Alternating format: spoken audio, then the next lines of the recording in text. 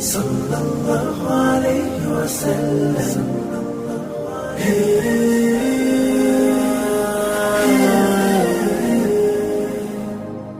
اللهم نسألك خير ما في هذا المساء وخير ما بعده. اللهم نعوذ بك من شر ما في هذا المساء وشر ما بعده. اللهم نعوذ بك من الكسل وسوء الكبر. اللهم نعوذ بك من عذاب النار وعذاب القبر. وصل اللهم على عبدك ورسولك نبينا محمد وعلى آله وصحبه ومن تبعهم بإحسان إلى يوم الدين. Frères et sœurs, assalamu alaikum wa rahmatullahi ta'ala wa barakatuh. Une fois de plus, nous rendons grâce à Allah subhanahu wa ta'ala qui nous permet de nous retrouver dans sa maison pour réviser ce livre. Alors, comme annoncé, le thème sera la sacralité de l'âme en islam. Cela va nous amener tout de suite à poser les jalons en commençant par la définition. Alors, la sacralité, qu'est-ce que c'est concrètement? La sacralité, c'est ce qui a acquis ou revêtu un caractère sacré. Donc, si on parle de l'âme ensuite, alors on va dire l'âme, c'est ce qui anime l'être, qu'il soit humain ou animal ou végétal. On peut aussi présenter l'âme avec ses différentes sortes. Il y a l'âme qui sera appelée an-nafs al-ammara, al-ammarat bis-sou. Ça, c'est une qualité, l'âme qui incite au mal. Donc, ça, c'est une première sorte d'âme. Et ensuite, il y a an-nafs al-lawwama, l'âme qui se fait des reproches. Ça, c'est aussi une autre qualité d'âme. Lorsque l'être humain il commet un péché et qu'il commence à regretter, alors il se fait des reproches lui-même. Et donc, l'âme qui sait le faire est appelée l'âme qui sait se reprocher et qui sait se repentir. Et en troisième qualité, vous avez un nafs al-mutma'inna, c'est l'âme qui est apaisée. Allah nous donne cette âme-là, cette troisième qualité. On peut dire ça, c'est l'âme de celui qui croit en l'unicité d'Allah subhanahu wa ta'ala. Celui qui est prompt à adorer Allah subhanahu wa ta'ala chaque fois qu'il a entendu une recommandation divine. C'est un plaisir pour cette âme-là de s'y adonner. Et donc ça, c'est l'âme du croyant, l'âme de ceux que Dieu a envoyés, qui sont les messagers. Ensuite, nous autres, ceux que Dieu a guidés sur son droit chemin. Alors, pour ce tafsir, on peut se poser des questions parce que nous allons parler de quelque chose qui est, si vous voulez, invisible, qui est l'âme. Et lorsque on doit parler de ce qui est invisible, il faut se limiter parce que c'est Dieu lui seul qui connaît ce qui est invisible. Même les messagers ne le savent pas, sauf si Dieu leur donne l'information.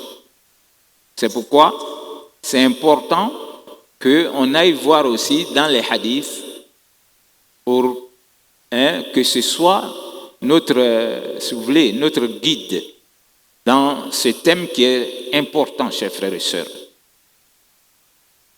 Alors, on va dire, l'âme, c'est le prophète sallallahu alayhi wa sallam qui va nous dire comment ça se retrouve dans le corps. Parce que quand tu regardes un être humain, l'homme est composé d'un corps, d'un esprit et de son âme.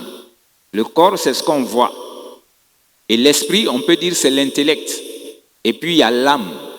C'est bon qu'on fasse la différence entre ces trois éléments qui constituent l'homme. Parce que tu peux perdre l'esprit, mais tu as l'âme dans le corps. Et donc, tu ne sais plus ce que tu fais. Et Allah subhanahu wa ta'ala, une fois que tu perds l'intellect, il t'enlève sous la plume des anges qui doivent écrire tes bienfaits et tes méfaits. Par contre, lorsque tu perds l'âme, alors le corps, il ne bouge plus. Le corps devient immobile et si on ne s'empresse même pas d'aller l'enfouir, l'enterrer quelque part, alors ça se décompose. Subhanallah. Alors, comment l'âme même se retrouve dans le corps humain? Si on pose cette question, on va vers celui qui est le messager de Dieu, qui est le prophète Mohammed sallallahu alayhi wa sallam. Donc, c'est lui qui va nous dire dans ce hadith, عن ابن مسعود رضي الله عنه حدثنا رسول الله صلى الله عليه وسلم وهو الصادق المصدوق إن أحدكم يجمع خلقه في بطن أمه 40 يوما نطفة ثم يكون علقة مثل ذلك ثم يكون مضغة مثل ذلك ثم يرسل الله إليه الملك فينفخ فيه الروح ويؤمر ب4 كلمات بكتب رزقه وعمله وعجله وشقي أو سعيد فوالله الذي لا إله غيره إن أحدكم ليعمل بعمل أهل الجنة حتى ما يكون بينه وبينها إلا الذراع فيسبق عليه الكتاب فيعمل بعمل أهل النار فيدخلها وإن أحدكم ليعمل بعمل أهل النار حتى ما يكون بينه وبينها إلا ذراع فيسبق عليه الكتاب فيعمل بعمل أهل الجنة فيدخلها رواه البخاري ومسلم. C'est un hadith qui plante le décor. Dans ce hadith, Ibn Mas'ud va dire un jour le prophète sallallahu alayhi wa sallam, qui est le véridique et qui ne parle que de vérité. Tout ce qu'il va nous dire est vérité. Mais ici, il va nous dire quelque chose qui va nous amener à comprendre si nous-mêmes nous avons foi ou si on n'a pas la foi. Donc, le prophète sallallahu alayhi wa sallam, il va dire un jour, alors, il dit, l'un d'entre vous, sa créature va se rassembler dans le sein de sa mère. Et ça commence par le fait que c'est une goutte de sperme. Subhanallah. Une goutte de sperme. C'est comme ça que l'être humain va commencer. Et le prophète, il va dire, ça va rester dans cet état 40 jours durant. Ça veut dire lorsque l'homme et sa femme qu'il a mariés ont eu des rapports intimes pour assouvir leur instinct, quelque chose que Dieu a permis. Donc, l'être humain, tu ne dois pas oublier que tu as débuté de cette manière.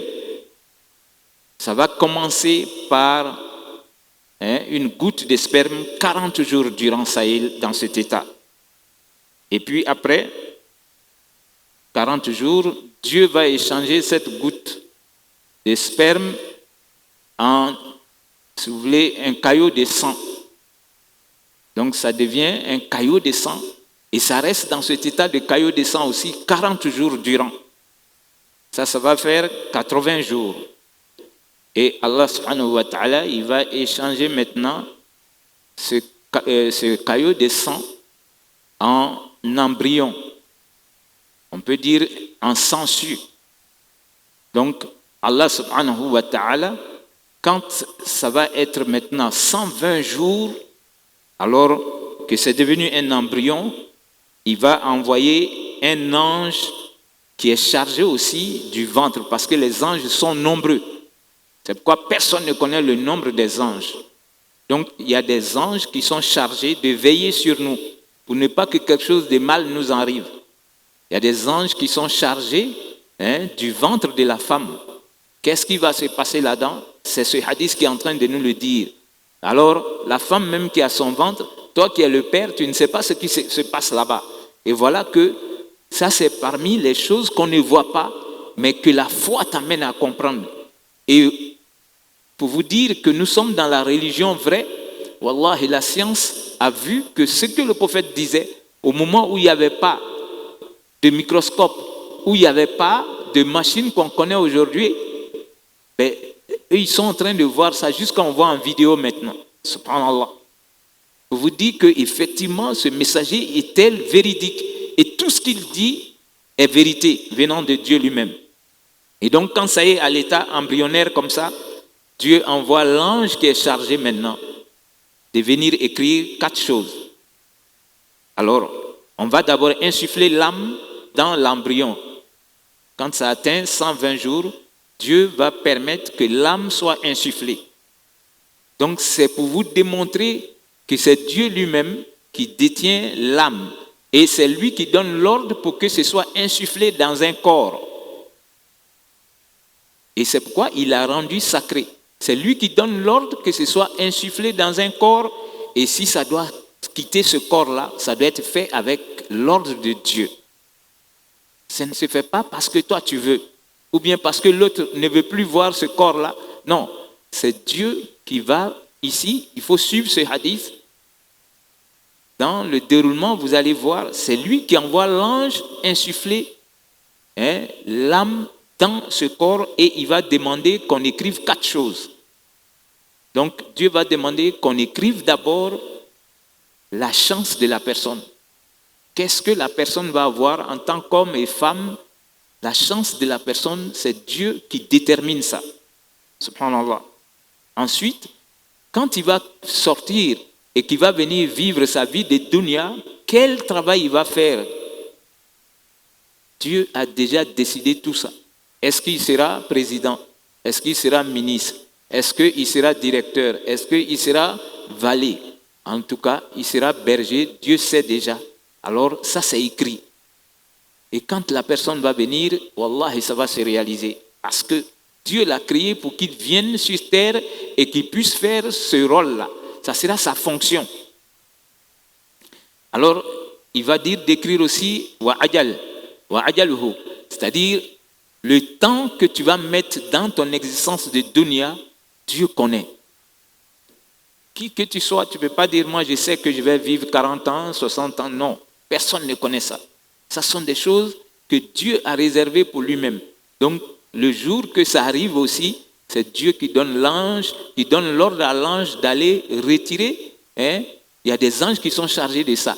Il y a d'autres qui sont chargés de retirer seulement. Et quand ils retirent, il y a d'autres qui sont chargés aussi d'envoyer ça dans le ciel. Est-ce que ça sera accepté pour que ça entre et que ça redescende pour venir te retrouver dans ta tombe, ou bien ça sera refoulé? On va arriver à tout ça. Pour vous dire que l'âme, quand les gens ont posé même la question au messager, Dieu va lui dire وَيَسَأَلُونَكَ عَنِ الرُّوحِ قُلِ الرُّوحُ مِنْ أَمْرِ رَبِّي وَمَا أُوتِيتُم مِنَ الْعِلْمِ إِلَّا قَلِيلًا. Ils vont te poser des questions sur l'âme. Dis-leur, l'âme est quelque chose de spécifique à Dieu. Alors moi, je ne sais pas. Mais sachez que Dieu ne vous a donné qu'une infime partie en connaissance. Vous dites que tu vas penser que tu connais la science, tu connais ceci, mais tout ce que tu connais là n'est rien par rapport à la connaissance elle-même. C'est Dieu, lui, qui détient la connaissance. Donc, notre connaissance par rapport à ce que Dieu il a comme connaissance, c'est comme si tu mettais une aiguille dans la mer et tu retirais. C'est-à-dire la quantité que l'aiguille peut retirer de la mer, c'est ce qui est, c'est-à-dire, si vous voulez, c'est ce qui représente la grandeur de la connaissance de Dieu. Donc pour dire que ce que nous on connaît n'est rien par rapport à la connaissance que Dieu il détient ou quand il veut donner à quelqu'un. C'est pourquoi il va nous dire فَوْقَ كُلِّ ذِي عِلْمٍ عَلِيمٍ. Quoi que soit votre connaissance aussi, sachez que au-dessus de toute connaissance, au-dessus de tout sachant, j'ai mis quelqu'un d'autre qui connaît. Qui que vous soyez, vous avez un maître. Ou même on peut dire des maîtres. Des gens qui vous ont pris depuis le CP1, depuis le collège, depuis l'université. Donc, si vous pensez que vous connaissez peu. Alors, Dieu va dire d'écrire combien de temps la personne va durer dans son existence. Donc ça fait 3 choses. La 4e chose maintenant, Shaqiyun ou Saïd. Dieu va dire d'écrire aussi, est-ce que la personne sera une bonne âme sur cette terre dans son existence? Est-ce que ça sera quelqu'un de damné? Dieu va dire d'écrire. L'ange n'a qu'à écrire. Est-ce que la personne aussi sera une bonne âme qui va venir adorer Dieu comme c'est écrit? Parce que Dieu nous a créés pour l'adorer. Il est dit, je n'ai créé les génies et les humains qu'afin qu'ils m'adorent. Ça, c'est le but de notre création. Combien de gens qui ne savent pas qu'on n'a pas été créés pour venir jouir de dunya seulement? Dieu nous a créés pour qu'on vienne l'adorer. Et donc, il faut qu'on demande l'assistance de Dieu pour qu'on puisse suivre sa voie. Alors, le prophète, il va dire dans un hadith que ces choses-là sont notées sur le front de l'homme. Et quelqu'un qui va s'étonner en disant, mais comment ça peut se retrouver sur le front de l'homme? Et quand on regarde aujourd'hui, nous on a le téléphone, on peut faire tout avec notre téléphone. Avant, c'était les ordinateurs. Voilà. Quand tu enregistres quelque chose là-dedans, tu as besoin de ça à tout moment. Tu n'as qu'à demander seulement. Il faut mettre le titre, ça sort. Les ordinateurs étaient comme des chambres. Après, on a réduit. C'est devenu des caisses. Après, c'est devenu si vous voulez, comme un petit sac. Mais aujourd'hui, on a ça. Donc, ça est dans ta poche. Tu parles même avec, c'est-à-dire quelqu'un qui est au bout du monde là-bas. Il te dit, écris-moi, je n'ai pas bien compris, tu écris. Donc, tout ce que tu veux écrire aujourd'hui, tu peux écrire. Et ça est dans une machine qui est dans ta poche.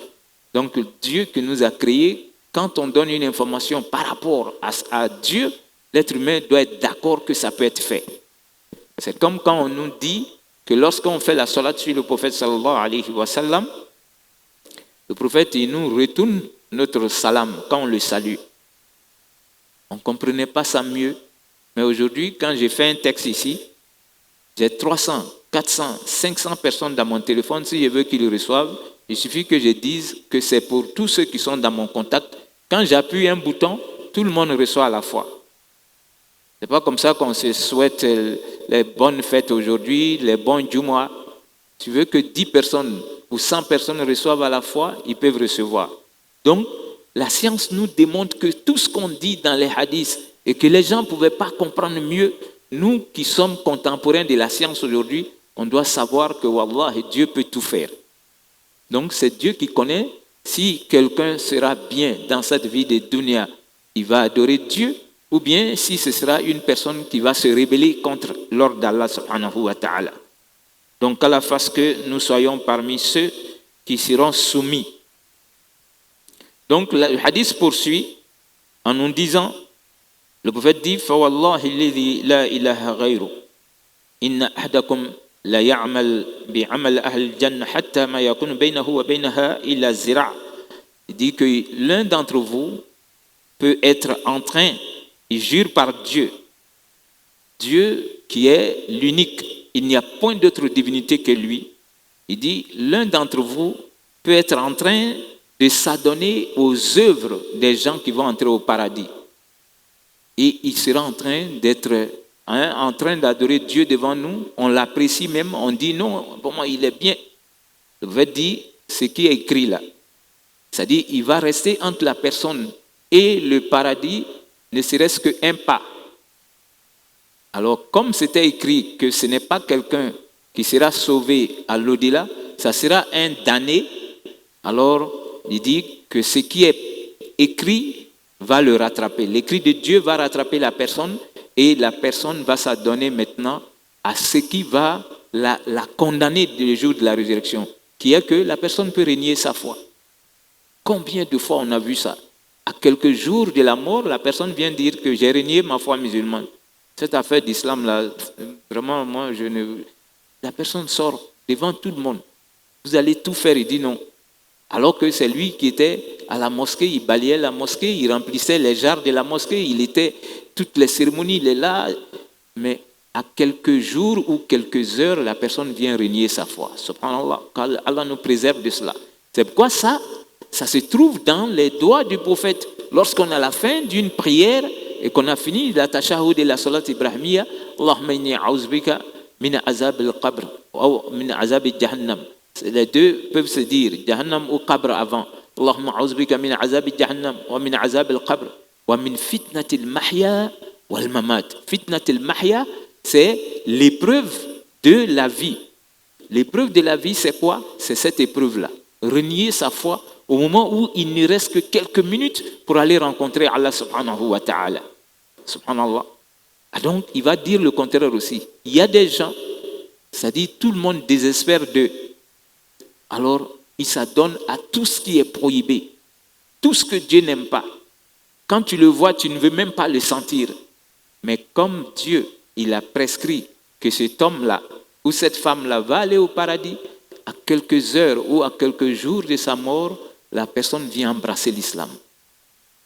Et quand elle embrasse l'islam, quelques jours après, la personne décède. Subhanallah. Wallah, le prophète dit, lui aussi il va entrer au paradis.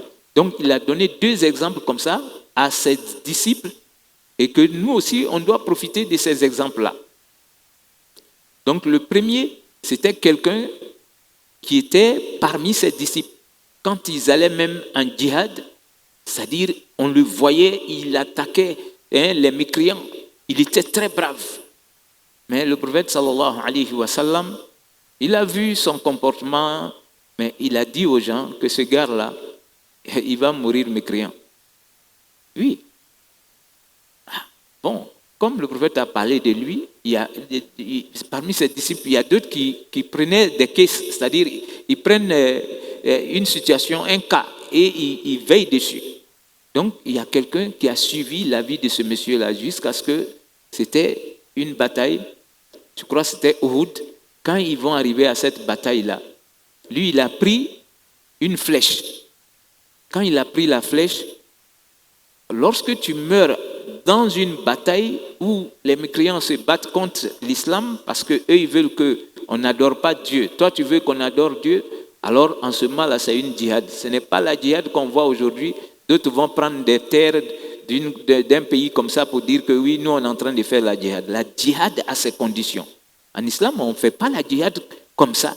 Ou bien qui veut prendre un groupe pour dire que non, non, non. Aujourd'hui, ceux qui sont en train de faire ça, ils ne savent pas ce que c'est que l'islam. Ils mentent. Et généralement, quand tu vas les prendre pour leur poser la question, c'est des gens qu'on prend comme des mercenaires, ou bien on leur a fait un lavage de cerveau pour les amener à dire qu'ils sont en train de faire la djihad. La djihad ne se fait pas bêtement. Donc on revient à ce hadith. Celui-là, quand il a pris la flèche, pour celui qui connaît, si tu es sur un champ de bataille avec des mécréants, et que toi tu as pris une flèche, ça dit que tu dois mourir en martyr, en shahid. Et là, c'est le statut qu'un bon musulman doit rechercher près de Dieu. Seigneur, fasse que je meure en martyr. Et le martyr n'est pas seulement celui qui meurt en champ de bataille, c'est bon de le savoir. Les martyrs sont nombreux. Et donc, quand lui, il a pris la flèche, qu'est-ce qu'il a fait? Il va sortir son sabre lui-même, il va planter son sabre en lui-même. Il s'est appuyé dessus pour que ça le tue. Alors que la flèche, peut-être, n'allait pas le tuer. Mais il a planté son sabre, il a mis ça dans la terre, et puis lui-même, il s'est appuyé dessus pour se tuer. Donc, il s'est suicidé. Alors, celui qui le surveillait là est venu trouver le prophète sallallahu alayhi wa sallam pour dire « J'atteste, ashhadu an la ilaha illallah wa annaka abdullahi wa rasuluh ». Et le prophète était étonné. « Pourquoi tu viens répéter la shahada devant moi ?» Il dit « Oui, parce que ce que tu as dit par rapport à ce disciple-là qui était parmi nous, donc dans la guerre d'aujourd'hui là, c'est lui-même, quand il a pris une flèche, il a enlevé son sabre et il s'est donné la mort. » Et donc, quand tu vois ici, le prophète, dans ce hadith-là, il est en train de nous dire, ça c'est écrit déjà, il y a des gens comme ça, c'est-à-dire, ils vont être parmi vous, en train de prier, de jeûner. C'est pourquoi il faut avoir peur. Comment est-ce que moi je vais finir? Le messager de Dieu, celui que Dieu a pris pour aller même visiter les cieux, pour connaître ce que c'est que le paradis et l'enfer, après chaque prière, lui priait Dieu, que Dieu le guide. Lui, il a sa place au paradis, mais le prophète ne s'en vantait pas. Et il nous a donné des astuces pour que nous, on continue sur cette voie-là, puisqu'on ne sait pas comment on va mourir. Donc le croyant doit vivre avec la crainte et l'espoir. La crainte du fait que je suis un pécheur. Wallah, je ne suis pas parfait. Et donc, est-ce que Dieu m'a pardonné les péchés que j'ai eu à commettre, souvent en cachette? Il y a d'autres même au vu des gens, parce que je pense que ma vie là, j'en fais ce que je veux. Comme d'autres qui deviennent aujourd'hui, c'est-à-dire ils sont hommes, ils veulent être femmes. Voilà. Ou bien elles sont femmes, elles veulent être hommes. Même quand tu les vois marcher, on met les képis, on s'habille comme les hommes. Et on ne s'est pas arrêté à cette limite-là jusqu'à on demande qu'ils sortent publiquement et qu'on les admette. On doit leur donner leurs droits. Ils doivent même se marier. Subhanallah. Allah, et que Dieu les guide. C'est ce qu'on peut faire comme prière. Que Dieu leur montre la voie. Parce que c'est Dieu seul qui peut guider. Quand tu as quelqu'un dans cette voie-là, il faut prier beaucoup pour la personne et il ne faut jamais, au grand jamais supporter. Dire que oui, il faut leur donner leurs droits, il faut les aider. On ne doit jamais donner de droits à cela. Voilà. En même temps, il faut avoir la crainte et l'espoir. Toi-même, tu ne sais pas si toi tu vas mourir comme ça ou bien si ton enfant aussi sera comme ça. Donc, en tant que croyant, on vit avec la crainte. Est-ce que j'ai été pardonné? Mais en même temps, quand Dieu promet, il ne manque pas à sa promesse. Je suis sûr et certain que je suis encore sur la voie. Seigneur, fasse que je meure avec la foi. Le prophète lui demandait à tout moment, Allahumma ya muqallib al-qulub, thabbit qalbi ala dinik. Seigneur, toi qui fais détourner les cœurs. Le prophète dit que nos cœurs sont entre deux doigts de Dieu. Il les fait détourner à sa guise. C'est pourquoi souvent, on a plus de foi. Souvent, la foi baisse. Jusqu'à toi-même, tu es d'accord que ta foi a baissé. Et donc, tu ne sais pas comment ça va se passer. Il ne faut jamais penser que oui, moi je suis toujours au premier rang. Moi, chaque jeudi et lundi, je jeûne. Moi, j'ai fait 10 fois le pèlerinage. Moi, je suis... Wallah, et tu ne sais pas comment tu vas finir. Ce hadith-là confirme ça. Dans l'autre cas, il y avait aussi quelqu'un comme ça qui n'aimait pas du tout l'islam. Il était contre les musulmans. Il persécutait même les musulmans. Bon, ils vont venir au cours d'une bataille, au lieu qu'ils se retrouvent dans le camp des mécréants, alors ils vont venir, lorsqu'on vient chercher ceux qui ont été blessés, on vient trouver que vraiment il est blessé grave et il doit même mourir. Et un disciple du prophète qui va lui poser la question, mais tu te retrouves ici en tant que quoi? Il dit oui, je me retrouve ici parce que j'atteste qu'il n'y a qu'un seul Dieu et que le prophète Mohammed est le dernier messager de Dieu. Je voudrais que vous lui adressiez mon salut. Subhanallah.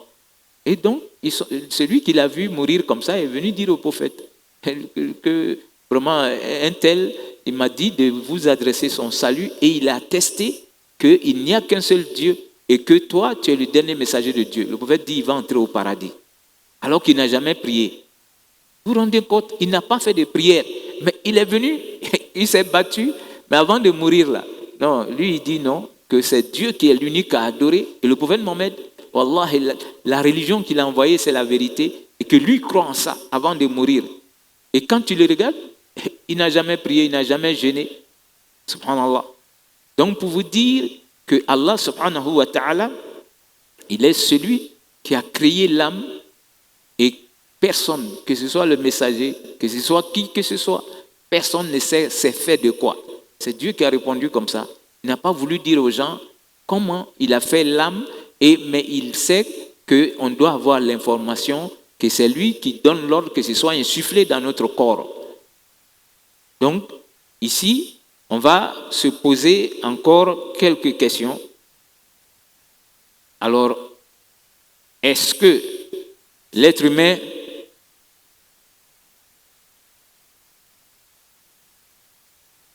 ça c'est une autre question. Quel est le rôle de l'âme dans le corps? Le rôle de l'âme dans le corps, Allah subhanahu wa ta'ala, il va nous définir cela en nous disant ثم سواه ونفخ فيه من روحه وجعل لكم السمع والأبصار والأفئدة قليلا ما تشكرون. Le rôle de l'âme dans le corps, ça fait vivre le corps. Et donc Allah subhanahu wa ta'ala, il nous dit, c'est lui qui a créé l'homme et il a insufflé l'âme dans son corps. وجعل لكم السمع والأبصار والأفئدة. Et c'est lui qui va créer en l'homme l'ouïe, c'est-à-dire les oreilles, la vue, et il va nous donner un cœur. Mais Dieu dit, malgré tout ça, l'être humain n'est pas reconnaissant. Wallahi, quand tu regardes tes oreilles, tes yeux, tu regardes tes organes, tu dois savoir à partir de tes organes que Dieu existe. Et tu ne peux pas souvent connaître la clémence et la miséricorde de Dieu, sauf quand tu vas voir une personne qui n'a pas cela complètement. C'est-à-dire quelqu'un qui est non-voyant. Quand toi tu vois celui-là, tu comprends combien de fois tu dois dire Alhamdulillah pour tes yeux. Ou bien quelqu'un qui n'entend pas bien. Une fois que tu perds l'ouïe, tu deviens presque bête. C'est lui qui te permet de comprendre ce qui est dit. Mais quand tu n'as pas l'ouïe, quand même les gens doivent parler avec toi, souvent, quand il lève la voix, tu n'aimes pas parce que tu dis qu'il veut démontrer que toi, tu n'entends pas. Et s'il baisse la voix aussi, toi, tu ne vas pas entendre. Donc, pour vous dire combien de fois, lui aussi est important. C'est pourquoi Dieu revient sur ces organes-là. Lui et la vue, et puis le cœur qu'il nous a donné. Donc, l'être humain, quand il perd la vue, c'est-à-dire l'équilibre qui est que tu retiens ta tête d'une manière équilibrée. Quand tu n'as plus la vue, souvent ta tête n'est plus équilibrée. Il faut regarder ça avec les gens qui n'ont pas la vue avec eux, qui ont perdu la vue. Et quand tu regardes même, tu vas dire, quand quelqu'un perd la vue, est-ce que vraiment ce n'est pas la plus grande épreuve aussi? Et pourquoi le prophète va nous dire, lorsque quelqu'un perd la vue, c'est-à-dire tu voyais, et puis après Dieu t'a arraché la vue, si tu es patient, endurant, le prophète dit, la récompense de ton endurance ne sera rien d'autre que de te donner son paradis. Parce que c'est une très grande épreuve. Tu ne peux pas mieux comprendre ça, sauf que tu sois dans ta propre maison. Il faut fermer un peu les yeux. Tu vas voir combien de fois tu vas te cogner la tête et les pieds avec les murs là-bas. Malgré que c'est toi-même ta propre maison. Donc, regarder avec ses yeux, ça c'est une ni'ma de Allah subhanahu wa ta'ala. Alors, la question qui va suivre, est-ce que l'âme, elle est éternelle? L'âme, est-ce qu'elle est éternelle? Alors, on peut répondre oui. Mais il faut savoir que Dieu jugule avec. C'est-à-dire, c'est Dieu seul qui sait comment il peut faire sortir du corps quand il veut et comment il peut remettre là-bas quand il veut. L'âme va goûter à la mort, mais l'âme ne meurt pas. Donc, c'est la réponse à cette question-là. Est-ce que l'âme est éternelle? Oui. L'âme sort un moment et c'est Dieu qui sait comment il le fait. Et puis, après un moment, ça peut rentrer dans le corps. Et comment on le sait? C'est notre livre encore qui va nous le dire. Donc, Allah subhanahu wa ta'ala, il va nous dire Allah yatawaffa al-anfusa hina mawtiha wallati lam tamut fi manamiha wa yumsik allati qada 'alayha al-maut wa yursilu al-ukhra ila ajalin musamma inna fi dhalika la ayatin liqaumin yatafakkarun. Dieu dit, c'est Dieu qui détient les âmes. Allah yatawaffa al-anfusa hina mawtiha. Lorsque on meurt, c'est lui qui recueille les âmes. Parce qu'on doit se poser cette question-là. Il avait la vie, il avait le souffle, mais à la mort, où est partie l'âme? Donc Dieu répond, il nous dit que c'est lui qui recueille les âmes lorsque les gens meurent. Et il poursuit que quand il retient les âmes, ceux qui sont en train de dormir, ça veut dire qu'au sommeil, quand on dort, Dieu il détient notre âme en ce moment-là. Alors c'est pourquoi le prophète aimait se coucher en état d'ablution. Ce n'est pas une obligation, mais il faut pouvoir le faire parce que lorsqu'on se couche, alors l'âme sort du corps et ça monte jusqu'au trône de Dieu. Et quand ça arrive là-bas, si tu t'es couché en état d'ablution, Dieu permet à ton âme de se prosterner pour lui. Par contre, si tu ne t'es pas couché en état d'ablution, ton âme ne peut pas se prosterner pour Dieu. Et si Dieu maintenant décide que l'âme retourne, c'est ce qui est le réveil, ça va retourner et entrer dans ton corps. Alors ici, dans ce verset, Dieu dit, il va saisir certaines âmes. Elles ne vont plus retourner. Ce sont ces personnes-là. Vous verrez les gens s'étonner. Hier nuit, on a causé longuement, tout ça. Et il n'était même pas malade. Il s'est couché, il ne s'est plus réveillé. On allait casser la porte pour qu'on le réveille. Oui, Dieu, il est en train de nous dire dans le Coran ici, c'est lui qui détient les âmes. Alors, il y a des âmes, quand il les a retenues par la mort, il ne va plus vouloir qu'elles reviennent. Vous voyez, c'est pourquoi avant de se coucher, si vous pouvez faire l'ablution, c'est le prophète qui est notre guide. Il nous montre les choses qui sont très, très, très, très importantes. Si vous couchez en état d'ablution et que Dieu, il permet à votre âme d'atteindre son trône, votre âme continue d'adorer Dieu. Et s'il permet maintenant que l'âme revienne dans votre corps pour que vous vous réveillez, alors Allah subhanahu wa ta'ala, il laisse encore un ange qui est avec toi, qui va dire, Seigneur, pardonne à ta créature un tel, parce qu'il s'est couché en état d'ablution. Ça vous démontre combien de fois l'ablution est importante. Voyez-vous, souvent l'ablution devient obligatoire, mais souvent c'est surrogatoire, ce n'est pas obligatoire. Donc, dans le cas du sommeil, ce n'est pas obligatoire. Mais quand tu connais l'importance, wallah, tu ne vas jamais te coucher si tu ne t'es pas couché en état d'ablution. Donc celui qui se couche, pour vous dire que Dieu, quand il insuffle l'âme dans le corps de l'être humain, il veut que nous aussi, on soit gardiens de cette âme-là. L'homme doit être gardien de son âme. Donc le prophète, il nous montre la bonne manière de veiller dessus.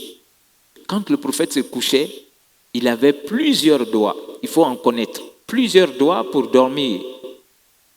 Et parmi ces doigts, la plus simple des doigts sera le fait d'essayer de dépoussiérer sa couchette et dire Bismillah. Parce que si tu dis Bismillah pour te coucher, alors il y a un ange gardien qui va veiller sur toi. Et le Satan qui était là pour pouvoir t'attacher, pour ne pas que tu entendes l'appel à la prière, pour ne pas que tu puisses te réveiller pour adorer Dieu, alors le Satan ne peut plus avoir d'emprise sur toi. Parce que l'ange va prendre soin de ce corps qui a dit Bismillah pour se coucher. Et donc le prophète aimait dire aussi Bismika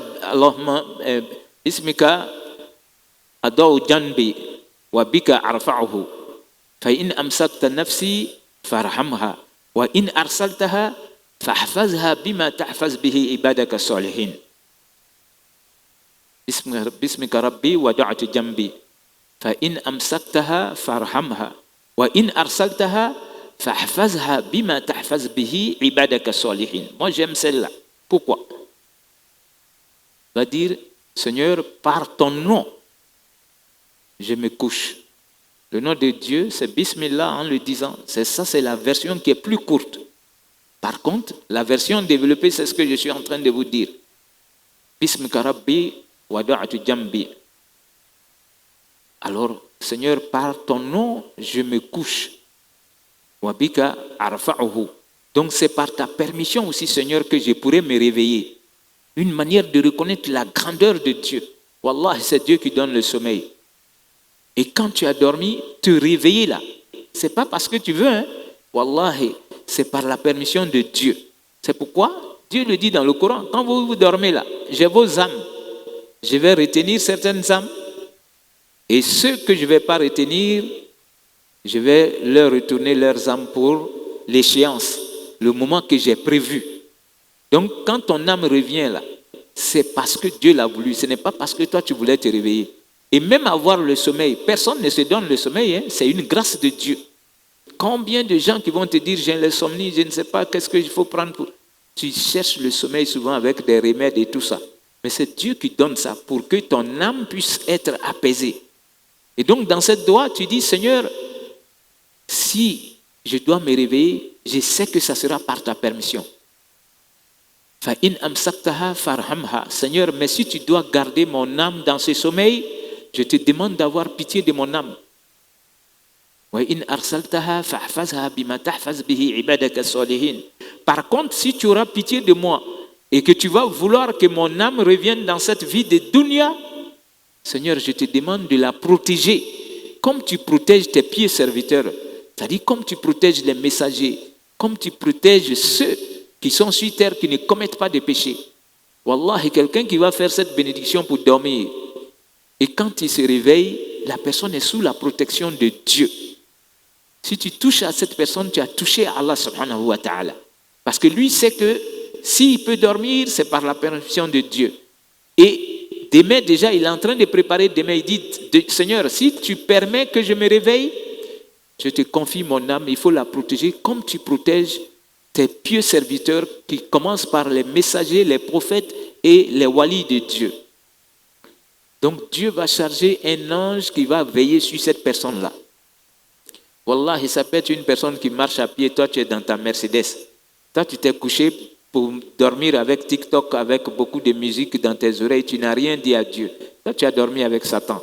Mais lui il a dormi en sachant que l'âme qui lui détient est de Dieu. Ça s'en va chez Dieu. Et si ça doit revenir dans son corps, wallahi, c'est par la permission de Dieu. Et lui demande, Dieu, si tu veux garder, c'est pour toi. Alors il faut avoir pitié de mon âme. Voyez-vous, quelqu'un qui a dit ça avant de dormir, c'est comme il a prié pour lui. Qu'il meure dans l'eau, qu'il meure quelque part où personne n'a vu son corps, ou même qu'il meure entre les gens. Qu'on lise le Coran pour lui, pour repos de l'âme ou quoi. Lui-même, il a déjà prié dans la nuit avant de s'endormir. Il a fini. Wallahi, Dieu aura pitié de cette âme-là. Parce que lui sait que c'est Dieu qui l'a créée et Dieu peut la reprendre quand il veut, comme il veut, dans n'importe quelle circonstance. Donc c'est pourquoi quand tu vois les hadiths du prophète, c'est doigt. Il faut tout le temps faire, c'est-à-dire des analyses et puis choisir. Souvent les gens aiment ce qui est court. On aime ce qui est court, mais est-ce qu'on développe? Voilà. Quand tu dis des doigts comme ça, ils vont dire, ah, si Bismillah peut suffire, tu es bon. Toi, tu aimes Bismillah. Mais ce que j'ai dit là, si j'avais dit de suite, long doigt là, si tu as dit ça pour dormir avec tes crédits, le matin là, tu soulèves ton oreille seulement, tu as trouvé 1 million là-bas. Bébadr aussi. Parce qu'on aime l'argent. Subhanallah. Bismika rabbi wadati jambi. Wabika arfahu. Faïn amsakta nafsi. Wallahi, en disant ça pour dormir, toi, tu es d'accord que c'est Dieu qui est l'unique et que le prophète est ton messager. Ce sont des questions, on va les poser dans la tombe. Si toi, ton âme dort avec, wallahi, au moment où l'âme de la mort même va venir, toi, tu es déjà prêt. C'est ça, l'importance des doigts. Ça veut dire que toi, tu es d'accord que Dieu existe. Si tu connais ça, c'est parce que le prophète te l'a dit. Et tu es dans la meilleure des religions et tu as le meilleur des livres. C'est ce qu'on va aller te poser comme question. Donc, il y a des gens, eux, ils ne seront pas apeurés lorsque l'ange va venir pour poser ces questions-là, parce que lui-même, il est préparé mentalement à cela. Donc, pour vous dire que Dieu, il nous permet de veiller sur l'âme qui ne va pas mourir. Donc, on poursuit pour dire que Allah subhanahu wa ta'ala, il nous dit que l'âme va goûter à la mort. Kullu nafsin za'iqatul maut. Toute âme qu'il a créée va goûter à la mort. Même l'ange de la mort qui a l'âme aussi dans son corps, l'ange de la mort là, Dieu va lui dire de prendre les âmes. Quand il va finir, même les anges, Jibril, tout ça, ils vont mourir. Dieu va lui dire, est-ce que tu as fini? Il dit, j'ai fini. Quand tu vois ces hadiths là, ça fait rire.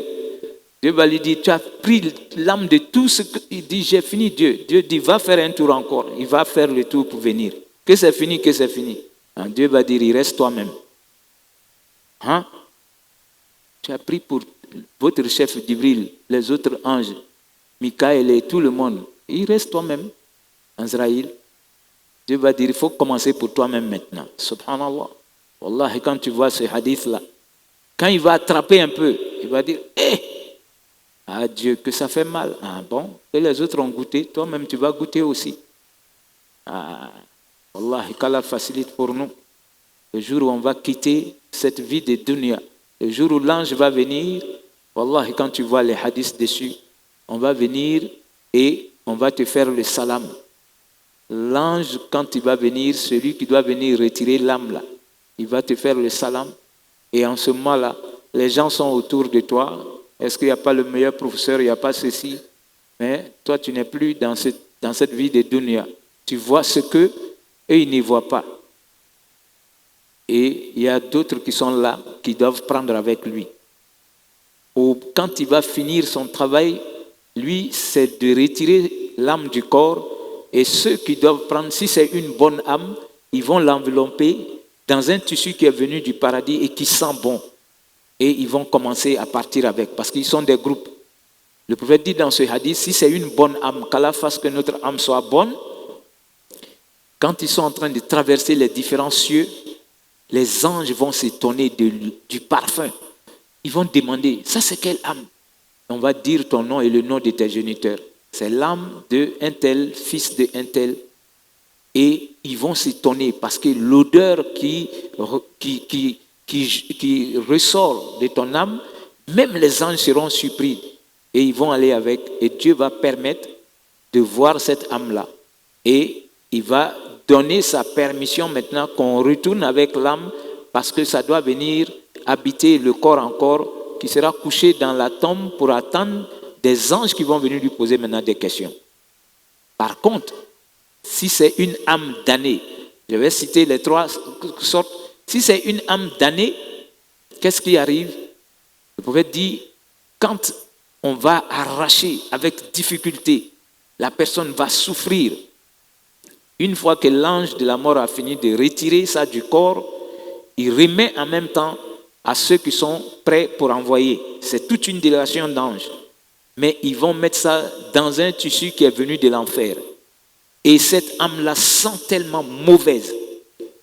Et en montant avec tous les anges, vous connaissez le nombre? C'est Dieu seul qui connaît le nombre. Ils vont s'étonner, dire que ça c'est quelle odeur ça? Ça c'est quelle sorte?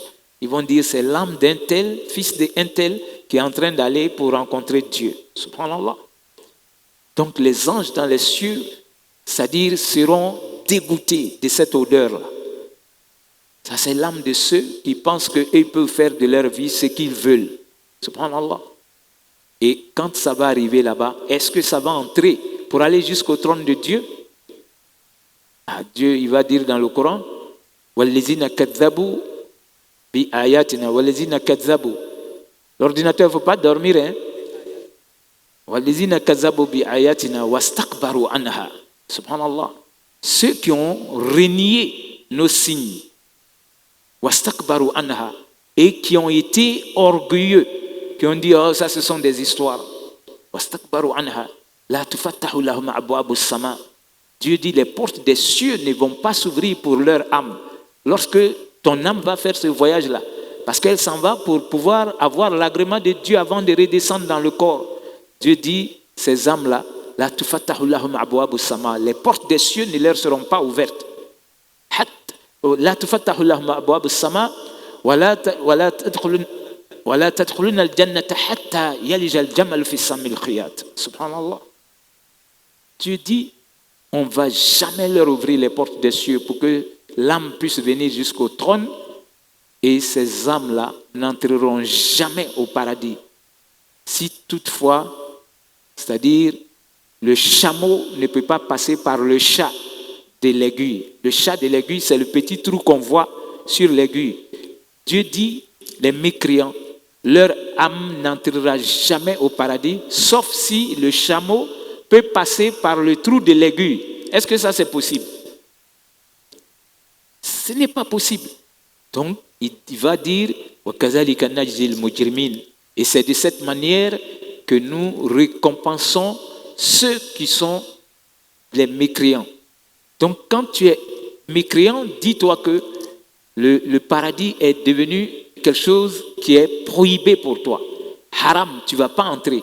Et donc, quand ton âme s'en va là, au lieu que ça ait l'agrément de Dieu pour revenir dans ton corps, Dieu dit ça ne rentre pas pour aller jusqu'à son trône.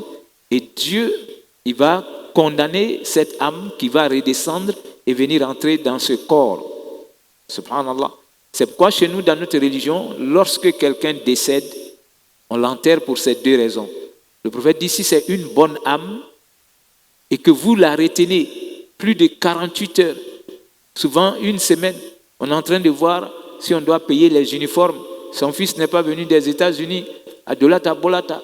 Ouais, on n'a pas encore eu l'Ivocef pour pouvoir faire la levée des corps. Subhanallah. Le prophète dit, vous êtes en train de torturer la personne, son âme.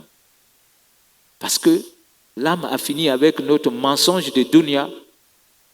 Elle veut être couchée dans la tombe pour recevoir déjà la clémence de Dieu. Donc c'est pour cette raison le prophète dit, quand quelqu'un meurt, alors enterrez la personne vite. Et on doit écrire ça dans son testament. Wallah, si je meurs dans la nuit, le jour qui va suivre, enterrez-moi.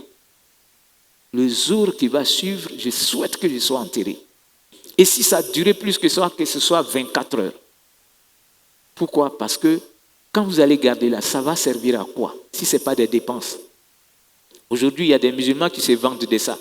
Ah, si tu vas vite enterrer, on va dire que vous n'êtes pas riche. Il faut aller me garder dans le froid là-bas à la morgue pour montrer que votre famille aussi, vous êtes ceci, vous êtes cela. La hawla wa la quwwata illa billah. Vous torturez votre père, votre mère en allant garder son corps pour dire qu'il faut qu'on dise que nous aussi, on a une grande famille.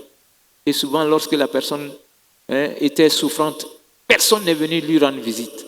Et c'est avec son corps maintenant on va chercher la grandeur, l'honneur. Par contre, il dit, quand c'est une mauvaise âme que vous avez, c'est comme vous gardez la braise dans votre main. Donc pour ces deux raisons-là, on doit vite enterrer le croyant. Si c'est une bonne âme, il ne faut pas la torturer, il faut aller vite.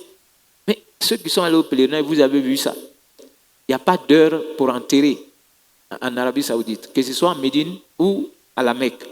Les gens meurent, c'est-à-dire à partir de maintenant, là, si tu meurs et qu'on est en train de faire l'azan de Maghrib, on lave ton corps pour que, après Maghrib, on prie sur toi. Ou bien, si ça a trop duré, c'est Isha. On vient prier sur ton corps à Isha et les gens vont au cimetière. L'homme noir, nous, on a peur du cimetière. Voilà. Nous, on va là-bas pour chercher la salive des morts ou bien aller enterrer les choses pour que d'autres deviennent fous. Mais on ne doit même pas avoir peur du cimetière si on est croyant. On doit y aller souvent visiter. Parce que quand tu t'en vas visiter, ça t'amène à être humble. À savoir que voilà les grands noms de notre ville, de notre pays qui sont couchés ici. Depuis combien de temps? Un jour, moi-même, je vais venir et je vais venir me coucher. Les gens de ma génération, quand ils vont finir, on va m'oublier ici. Combien de gens qui sont couchés à Williamsville que nous avons même oublié? La gare d'Adjamé qui est devenue un peu le marché Gouraud, là, un peu en haut. Tout ça, c'était le cimetière. Nous, on a vu ça. C'était le cimetière. Mais aujourd'hui, là, c'est pas là-bas, on est en train de crier qui va à Gagnoa, qui va... On est en train de faire la vie. Il y a d'autres qui ont été couchés là-bas, qui sont devenus poussière. Subhanallah. Donc, le croyant, il croit que Allah, subhanahu wa ta'ala, c'est lui qui détient l'âme. Alors, on va aller pour dire, est-ce qu'il y a des moyens pour purifier l'âme? Oui. Il y a des moyens. Il faut les connaître simplement. Parmi ces moyens, il y a la lecture du Coran. C'est pourquoi il y a les cours chez nous ici. Il faut savoir lire ce livre-là. Wallahi, quand tu sais lire et tu comprends ce que tu es en train de lire, ça purifie ton âme. Ça purifie ton âme. Et le Coran va intercéder pour toi. Ta mort sera facile. Et quand tu seras dans ta tombe, le Coran viendra intercéder au moment où les anges doivent venir te poser les questions. Le Coran t'assiste. Donc quand tu as tout ça, ton âme est apaisée. Alors, il y a les doigts du prophète sallallahu alayhi wa sallam. Il y en a tellement. Je prends les plus simples. Allahumma ati nafsi taqwaha wa zakkiha anta khayru man zakaha anta waliyuha wa maulaha. Ça c'est court. Il faut que, en tant que musulman, moi je puisse lire ça et que je puisse purifier mon âme avec. Parce que le prophète le faisait. Allahumma ati nafsi taqwaha. Seigneur, donne à mon âme ta crainte. On doit demander la crainte de Dieu. Et comme c'est lui qui connaît ce que c'est que l'âme, c'est à lui-même on demande aussi, Dieu, fasse que mon âme puisse avoir ta crainte. Wa zakiha anta khayru man zakaha. Seigneur, je veux que tu purifies mon âme, car tu es le seul qui sait comment purifier une âme. Moi, je ne sais pas de quoi l'âme est faite. Donc, Seigneur, c'est toi qui peux purifier l'âme. Purifie-moi mon âme. Subhanallah. Anta waliyuha wa maulaha. Seigneur, c'est toi qui es le détenteur. C'est toi qui es le créateur de mon âme. C'est pourquoi je t'adresse cette prière. Tu vois l'humilité dans la manière de demander du prophète sallallahu alayhi wa sallam. Donc, il disait aussi, Allahumma inni as'aluka al-huda wa tuqa wal afafa wal ghina. Souvent, vous entendez ça dans les doigts des imams. Mais il faut prendre le temps de décortiquer ces doigts-là pour que ça puisse plaire aux gens. Le prophète il disait, Allahumma inni as'aluka al-huda. Seigneur, je te demande la guidance. Wallah, c'est Dieu qui fait que ton cœur va aimer les bonnes choses et il te guide. Même quand tu veux aller faire quelque chose qui n'est pas bien, ton âme te dit, il ne faut pas y aller. La guidance dépend de Dieu. Ce n'est pas parce que toi tu es de telle famille, ce n'est pas parce que tu es arabe ou bien tu es ceci. Non, la guidance est de Dieu. Donc il faut lui demander de te guider. Et c'est ce qu'il fait dans cette doigt. Allahumma inni as'aluka al-huda wa tuqa. Seigneur, je te demande aussi de me donner la piété. Il ne faut jamais te taper la poitrine. Moi, je suis. C'est-à-dire, Dieu connaît toute âme. C'est pourquoi il va dire, ne vous jetez pas des fleurs, c'est moi qui vous connais mieux. Dieu le dit dans le Coran. Donc ici, tu es en train de demander, Seigneur, donne-moi la guidance, donne-moi la piété. Watuqa, wala afaf. L'afaf, c'est la chasteté. Seigneur, accorde-moi la chasteté. Et il achève maintenant, wal ghina. Seigneur, donne-moi la richesse. Vous faites demander que Dieu fasse de lui quelqu'un qui est riche, malgré qu'il n'aimait pas la richesse qui va te faire perdre ton âme. Parce qu'il y a la richesse qui fait que, c'est-à-dire, tu te suffis avec ce que Dieu t'a donné. C'est ce que le prophète aimait. Le peu que Dieu t'a donné là, tu remercies Dieu avec. Mais il ne faut pas vouloir, jusqu'à Satan va s'amuser avec ton âme. Il y a des gens comme ça. Il est d'un avion à un autre avion. Il ne fait que courir. Il a fini de construire Abidjan. Non, ça c'est rien. Il faut qu'on compte ses maisons à Paris, à New York, à ceci. Il veut avoir un jet privé. Il ne veut plus voyager dans l'avion avec les gens. Ainsi de suite. Non, tu vas avec tout ça où? Et toi tu vas amasser tout ça et dormir. C'est-à-dire le jour que tu vas te coucher là. Tu penses que tu ne vas pas rendre compte? Wallahi, tu vas rendre compte. Et donc le prophète avait peur de ça. Lui, il aimait l'aisance. Il n'aimait pas la richesse. Parce que si Dieu te donne la richesse, si tu ne sais pas gérer la richesse, Wallahi, ça va t'emmener en enfer. Et donc, ça ne veut pas dire qu'il faut demander Dieu, fais de moi un pauvre. C'est pas ce que je suis en train de dire aussi. Dieu donne la richesse à des gens qui vont entrer premiers au paradis. Ceux qui ont eu la richesse et qui ont fait leur zakat. Ceux qui ont eu la richesse, qui ont eu pitié des pauvres. Qui ont eu pitié en commençant par les membres de leur famille. Chaque fois qu'un membre de sa famille a besoin, il fait le maximum. Il fait ce qu'il peut. Et quand il regarde dans sa communauté, la mosquée a besoin de ça, un imam a besoin de ça, un pauvre a... Lui, sa richesse, il aide Dieu avec. Wallah, et celui-là, quand il meurt, il rentre facilement. Facilement. Et lui, il aura profité de la richesse. Par contre, il y a d'autres, Wallah, il n'aime pas donner. Il faut qu'il sente que s'il ne donne pas, là, il va mourir. C'est en ce moment-là, il va enlever l'argent. Donc Dieu, il a 2 anges qui viennent demander, qui viennent faire des prières tous les jours. C'est le prophète qui nous le dit. Il n'y a pas de jour si eux, ils ne font pas cette demande-là. 2 anges. Le premier va dire, Allahumma aiti munfikan khalafan. Et le second dit, Allahumma aiti mumsikan talafan. Chaque matin, 2 anges viennent et ils demandent à Dieu, Seigneur, c'est lui qui va accepter de dépenser sa richesse pour ta bonne cause, qui s'est donné à sa femme, à ses enfants, à ses parents, à l'islam, à ceux qui sont dans le besoin. Celui qui sait prendre la richesse et faire cela, Seigneur, remplace tout ce qu'il va donner. C'est pourquoi le prophète disait que la sadaqa, c'est-à-dire avoir pitié de quelqu'un ou donner à un nécessiteux ne diminuera jamais ta richesse. C'est un secret. Il faut que Dieu donne cela à ton âme. Quand Dieu fait accepter ça à ton âme, wallah, et toi-même, il faut remarquer, chaque fois que tu as donné, c'est remplacé. Chaque fois que tu as donné, c'est remplacé. Ça, c'est Dieu qui le fait. Toi, tu deviens comme une machine d'argent pour Dieu. Quand les gens demandent à Dieu, là, qui a vu Dieu venir lui donner? C'est une créature de Dieu qui accepte de donner. Et donc, quand tu demandes à Dieu, alors il amène une âme généreuse à venir faire le geste qui doit être fait. Par contre, si tu es avare, donc Dieu fera que chaque fois il y aura des situations, tu es obligé d'enlever. Soit on dit tu n'as pas payé les impôts depuis 2 ans, on te poursuit. Si tu ne payes pas, tu vas aller en prison. Ou bien l'assurance est venue que si tu n'as pas payé, en tout cas il y aura des situations où toi tu vas donner alors que tu n'es pas content. Subhanallah. Donc Allah ait pitié de nous. Alors il y a beaucoup de doigts. On peut faire fi du reste et après on pourra donner si ça vous enchante. Alors il faut éviter, pour purifier l'âme, il faut éviter les pieux qui sont pervers, les boîtes de nuit, les lieux où les gens vont aller s'asseoir pour passer le temps en train de mentir et ainsi de suite.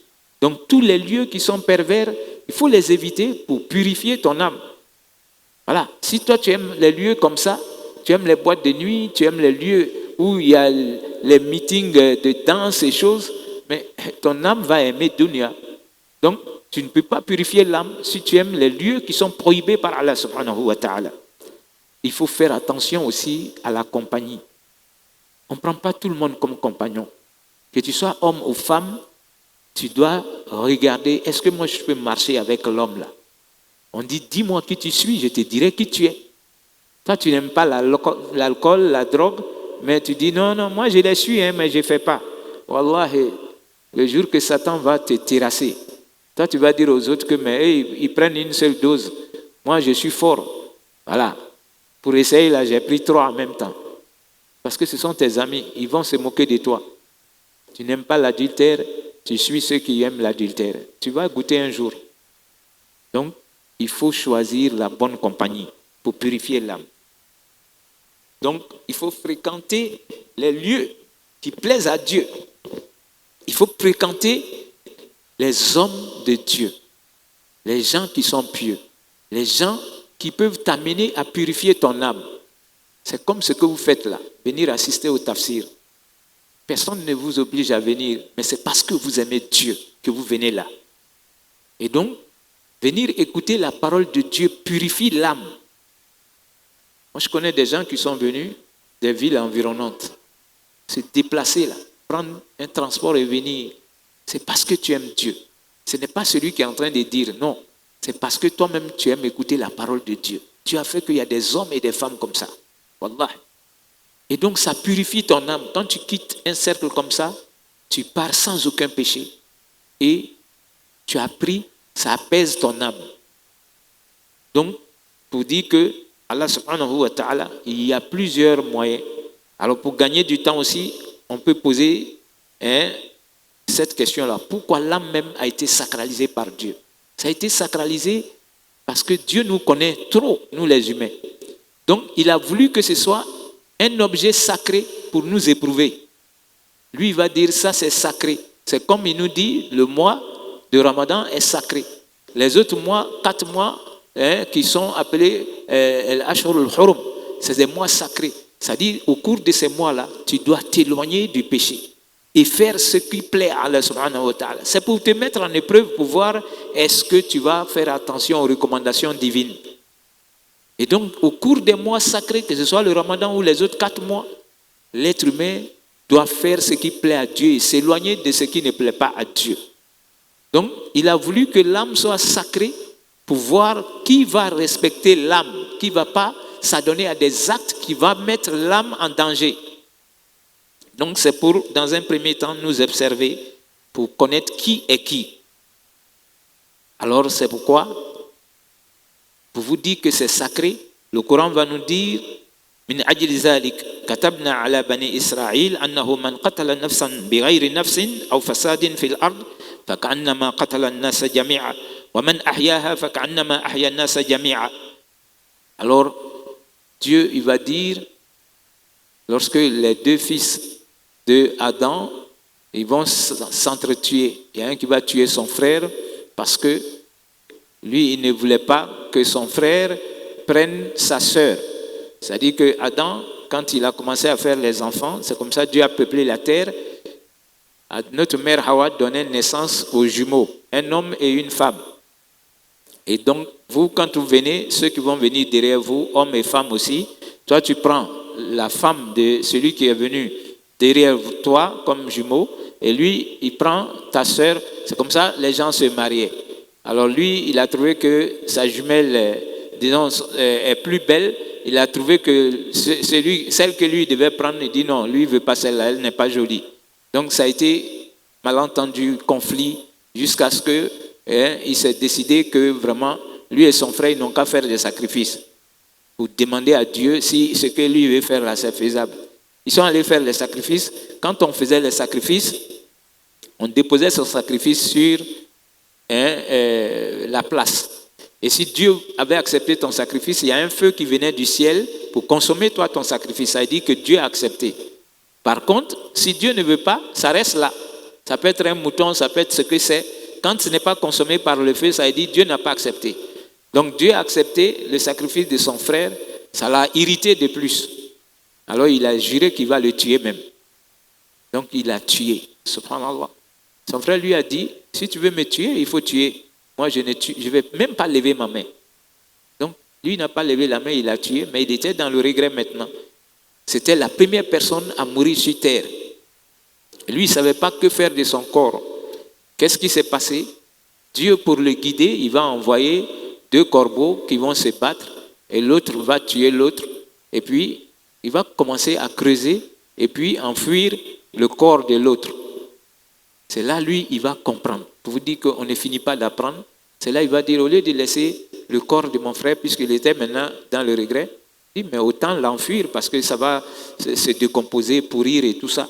Il allait et il a enseveli son frère. Et donc Dieu dit, c'est à cause de cela que nous avons écrit au peuple d'Israël. Si même aujourd'hui on les voit en train de tuer les gens, vous allez trouver qu'il y a des pieux là-bas qui ne veulent pas ce comportement-là. Donc Dieu dit, nous avons dit à Bani Israël dans la Torah et les livres qui ont suivi comme l'Injil, que celui qui va tuer une âme sans raison valable, c'est comme il a tué toute l'humanité. Et donc c'est valable pour tout le monde. Si tu as tué une âme, parce que l'âme est sacrée, tu l'as fait parce que toi tu es fâché, parce que tu l'as fait sans raison. Dieu dit c'est comme tu as tué le monde entier. Et si tu sauves une âme aussi, c'est ce que le Coran est en train de te dire, c'est comme tu as sauvé toute l'humanité. Quand quelqu'un se présente pour dire, ah vraiment mon frère ça ne va pas aujourd'hui. Wallah, et depuis hier ma famille n'a pas mangé. Si tu ne peux pas regarder, me donner quelque chose. Toi, tu regardes, tu donnes 10 000 francs. C'est ce que tu as, tu donnes. Ou bien tu lui dis, bon, moi j'ai un sac de riz, voilà 30 000 francs dessus. Wallahi, c'est comme tu as sauvé toute dunya. Le prophète dit, si tu peux donner à manger à une âme, regarde ce que toi tu as donné, ça peut être 10 000, ça peut être 30 000, ça peut être 50 000, ça c'est les généreux. Mais Dieu regarde ce que toi tu as. Donc tu donnes ce que tu peux. Ce n'est pas une obligation, mais si tu sais le faire, le fait que toi, tu as dissipé ce souci-là, alors le prophète dit, le jour de la résurrection, Dieu va te nourrir éternellement. On te fait entrer au paradis pour 5 000 francs parce que tu as su donner avec respect et dignité de la personne et Dieu va te donner à manger éternellement dans le paradis. C'est valable même pour lui donner des habits ou bien il a un souci qu'il ne peut pas résoudre. Il est venu te voir. Toi, par ta position, tu peux résoudre le problème. Wallah, et si tu as enlevé les soucis de dunya sur quelqu'un, alors le prophète dit le jour de la résurrection, Dieu va t'enlever les soucis de l'akhira, qui est que tu veux entrer au paradis. Donc, on a le paradis à la portée de la main, chers frères et sœurs. Alors, il faut éviter de tuer parce qu'on est fâché. Ça, c'est l'âme. Dieu ne voudrait pas qu'on s'amuse avec. Donc, l'être humain est prompt à tuer l'âme pour des raisons qu'on peut citer.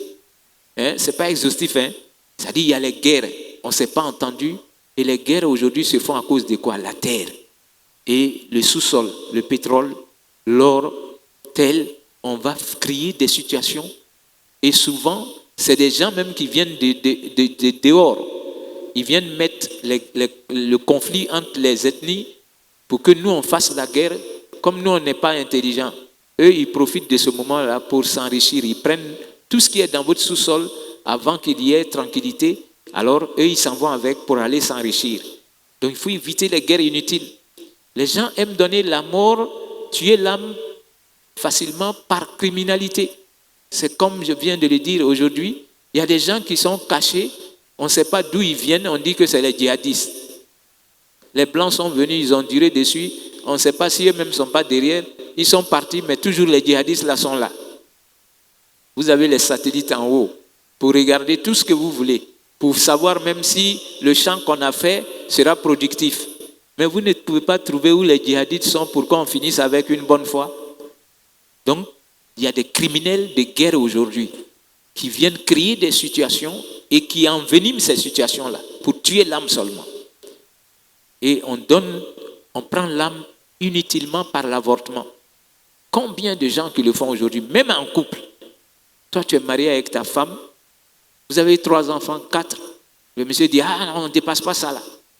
Si tu fais un autre encore, ah moi je ne suis plus dedans. Tu vas sortir de mon mariage. La pauvre, elle est menacée.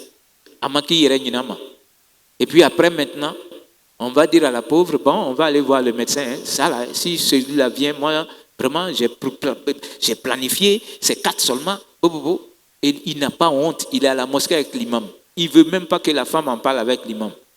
Et puis il s'en va, il va faire son avortement. Subhanallah. Wallah, il faut se repentir. Combien de fois les gens l'ont fait? Ou bien quand on était jeune, alors c'est arrivé. La pauvre vient, ah je suis enceinte. Moi mon père ne veut pas entendre parler de ça. Il faut aller te débrouiller, hein. Je ne sais pas moi. Hein. Et puis elle aussi se dit, ah comme il ne veut pas, moi aussi je ne peux pas supporter. Vous êtes tous responsables. On allait faire des avortements comme ça. Alors, en islam, on ne fait pas l'avortement comme ça. Non. Dieu dit, ne tuez pas l'âme qu'il a sacralisée, sauf que ce soit avec des raisons valables. Et parmi les raisons, on dit, le médecin regarde si l'enfant là naît, sa mère va mourir. En ce moment, on permet qu'on fasse l'avortement. Si on dit que la mère va mourir, l'âme qui va venir là, Dieu même donne la permission que lui ne vienne pas. Parce que lui n'est pas encore sorti. Donc, peut-être qu'il est à l'état embryonnaire. C'est pourquoi, en jurisprudence, quand l'âme n'a pas encore, c'est-à-dire 120 jours, ça c'est 4 mois. Quand l'embryon n'a pas 4 mois, on peut faire l'avortement. Si vraiment le médecin dit, le gynécologue, il a regardé, il dit que si l'enfant là naît avec les antécédents de sa mère, la mère va mourir. Donc, l'islam permet qu'on fasse l'avortement. Ça peut être 3 mois, 3 mois et demi, on peut faire l'avortement. Même si c'est 4 mois, on peut faire l'avortement. Mais quand c'est 4 mois, l'embryon qui va sortir, si vous êtes musulman, l'embryon là, on doit l'ensevelir et même prier dessus pour aller l'enterrer. Parce que l'âme a été déjà insufflée là-dedans. C'est des choses qu'on doit connaître en tant que musulman. Mais si c'est en bas de 4 mois, alors quand ça sort, on peut aller l'ensevelir. Si on veut, on prie dessus. Si on ne veut pas, on n'a pas à rassembler les gens pour ça. On peut l'ensevelir comme ça. C'est-à-dire on peut aller enterrer comme ça. Par contre, si c'est 4 mois et que ça commençait à bouger, la mère sentait que l'embryon bougeait. Ça peut arriver, elle fait une fausse couche, cet embryon-là, c'est un enfant déjà. On doit l'ensevelir et prier dessus et l'enterrer. Voilà. Donc, il ne faut pas faire l'avortement parce qu'on veut. Ça, c'est des erreurs qu'on commet. On prend l'âme aujourd'hui par l'euthanasie. L'euthanasie, c'est quoi? Le malade qui souffre. Mais il se dit, bon, il faut que moi, je vais trouver un médecin qui va mettre fin à ma vie. Et les Blancs, ils supportent ça aujourd'hui. Voilà, c'est-à-dire que ça ne va pas. Toi-même, tu appelles les gens, on n'est qu'à venir faire une injection pour te tuer, parce que tu souffres trop. Voilà. Surtout, c'est les gens qui sont dans les cas de cancer, souvent, que oui, chimio, c'est à terme ou caché. Il se dit, il faut que vraiment on arrête ma vie. Non, non, le croyant ne fait pas ça. Wallah, le prophète nous a montré comment se prendre. Quand tu es en train de souffrir dans ta maladie, alors tu t'adresses à Dieu en disant, Seigneur, si tu sais que je vais vivre et que la vie est meilleure pour moi, alors Seigneur, guéris-moi et laisse-moi vivre encore. Par contre, Seigneur, c'est toi qui connais les choses cachées. Si tu sais que je vais souffrir et que je vais mourir, ce ne sert à rien de vivre encore, alors prends mon âme et apaise mon âme. Ça doit être ta prière chaque fois, chaque jour, quand tu es couché là-bas et que les gens même commencent à t'oublier et tu es en train de souffrir. Donc, tu ne demandes jamais l'euthanasie. C'est ça qui doit être ta prière. Wallahi, combien de fois, souvent les gens sont avec des cancers, le médecin même a désespéré de la personne, Dieu vient guérir la personne. Combien de fois le médecin est content de la situation d'un malade et puis le lendemain, c'est fini. Dans son sommeil, il est parti. Et les gens s'étonnent. Ah, mais il nous avait donné espoir. Le médecin même pleure. Mais moi-même, j'ai fait les dernières analyses. J'ai trouvé que tout allait bien. Mais souvent, Dieu fait ça. Il donne au revoir à tout le monde. Il sourit avec les gens. Les gens même se disent que dans 2 jours, il va finir, il va sortir. Et puis, c'est fini. Donc, il n'y a pas d'euthanasie dans notre religion. C'est bon de le savoir. Le suicide maintenant, qui est à jour, que les gens aiment. Qu'est-ce qui peut amener les gens au suicide? Il y a quelques raisons qu'on va prendre rapidement. Il y a le manque de foi. Quand tu vois que quelqu'un s'est donné la mort, il faut aller regarder. Souvent, c'est parce que la personne même ne croit pas en Dieu. La personne ne croit pas à l'akhira. On va mourir et on sera ressuscité pour rendre compte de ce qu'on a fait dans cette vie de dunya. Wallah, si tu crois en ça et que tu as entendu déjà avec tes oreilles que Dieu a sacralisé l'âme, tu ne vas jamais te donner la mort. Parce que le prophète dit, quand tu te donnes la mort, tu restes éternellement en enfer. Dieu le dit aussi dans une autre forme dans le Coran. وَمَنْ يَقْتُلْ مُؤْمِنًا مُتَعَمِّدًا فَجَزَاؤُهُ جَهَنَّمْ خَالِدًا فِيهَا وَغَضِبَ اللَّهُ عَلَيْهِ وَلَعَنَهُ وَعَدَّ لَهُ عَذَابًا عَظِيمًا. Dieu dit, si tu tues une âme, surtout quand elle est musulmane, et toi, tu étais musulman, c'est comme ta propre âme. Dieu le dit dans le Coran, si tu tues une âme musulmane, parce que toi tu l'as voulu, tu l'as fait sciemment, alors il commence par ça, tu vas éterniser en enfer, tu ne sors pas. Dieu se fâche avec toi, deuxième point. Et il te maudit d'abord. Parce que quand Dieu te maudit, ça veut dire que tu es perdu. Donc il prévient, la personne va rester éternellement en enfer. Dieu maudit son âme et Dieu se fâche avec la personne et maudit son âme. Et il lui dit, l'enfer là, toi tu vas avoir un tourment qui sera plus douloureux que pour ceux qui seront en enfer encore. Subhanallah. Si tu t'es tué avec une arme, le prophète dit, on va fabriquer l'arme en feu. L'arme à feu du Jahannam, tu seras en train de te torturer avec. Si c'est fait avec un épée ou bien avec un couteau, tu seras dans l'enfer en train de continuer l'acte là-bas. Donc, il ne faut jamais se suicider, chers frères et sœurs. Donc, qu'est-ce qui amène les gens au suicide? C'est le désespoir. Lui, il a un problème ou elle a un problème, elle ne trouve pas de solution, elle est désespérée. Donc, je m'en vais me donner la mort pour respirer. C'est faux. Tu ne vas pas respirer. Il y a la vie tombale qui t'attend. Après, il y a la vie éternelle. Donc, jusqu'ici, c'est méconnaissance de sa religion. Qu'est-ce qui amène les gens au suicide aussi? C'est la sorcellerie. Souvent, par méchanceté, les sorciers vont envoûter des gens qui les amènent à aller se suicider. C'est-à-dire, les sorciers, ils peuvent envoûter quelqu'un, prendre son âme, c'est-à-dire prendre quelque chose, aller ouvrir avec la complicité de ceux qui détiennent les morgues, ouvrir la bouche d'un mort et mettre son nom là-bas avec des gris-gris, et la personne est dégoûtée de la vie. La personne, quand elle dort, elle se voit dans la tombe, fait des cauchemars et tout ça. Et souvent, on vient lui souffler à l'oreille, il faut te donner la mort pour respirer. Wallah, moi j'ai vu ça combien de fois.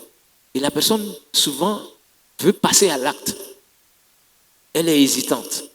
Donc, derrière là, c'est les sorciers qui sont là. Et ça, les sorciers amènent les gens à se suicider. Et quand la personne se suicide, ben, lui, il a gagné. Sa sorcellerie lui a apporté quelque chose de bien. Et lui, il se dit musulman, il est à la mosquée. Ou bien musulman, elle est à la mosquée. Wallah, si tu amènes quelqu'un au suicide par sorcellerie, toi aussi, tu vas éterniser en enfer. Parce que c'est toi qui l'as tué. Il y a la démence. On peut dire la folie. Et donc, quand ça arrive à des gens, ils commencent par être isolés. Il ne veut plus parler aux gens. Il pense que tout le monde est contre lui. Donc, quand tu vois ça, il faut approcher la personne. C'est comme la dépression.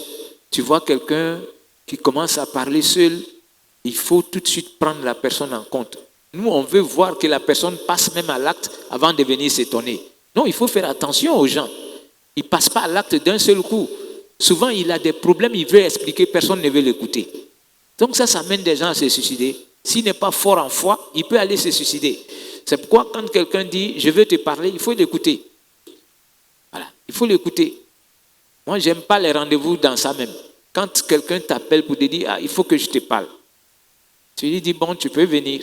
Parce que tu ne sais pas si la personne n'est pas dans cet état-là, se suicider. Il y a d'autres qui te disent « si tu ne me reçois pas aujourd'hui, on dirait que tu vas regretter ça ». Et quand ça arrive, viens.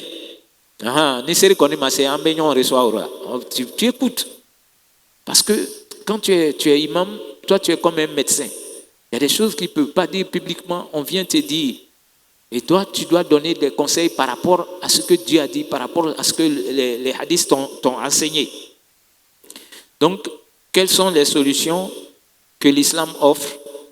On va dire qu'il faut être endurant et prier beaucoup. Pour sauver l'âme, il faut être endurant et prier beaucoup. Alors, il faut échanger aussi avec quelqu'un d'expérience. Ça peut être un psychologue. Les gens vont souvent donner des millions à ceux-là. Alors que si tu viens voir un imam, il va situer la chose dans le cadre islamique. Wallah, moi je me rappelle, j'ai fait un sermon ici, à l'absence de l'imam. Après mon sermon, il y a une dame qui m'a dit, imam, je ne suis pas de votre mosquée, est-ce que vous pouvez me recevoir? J'ai dit oui.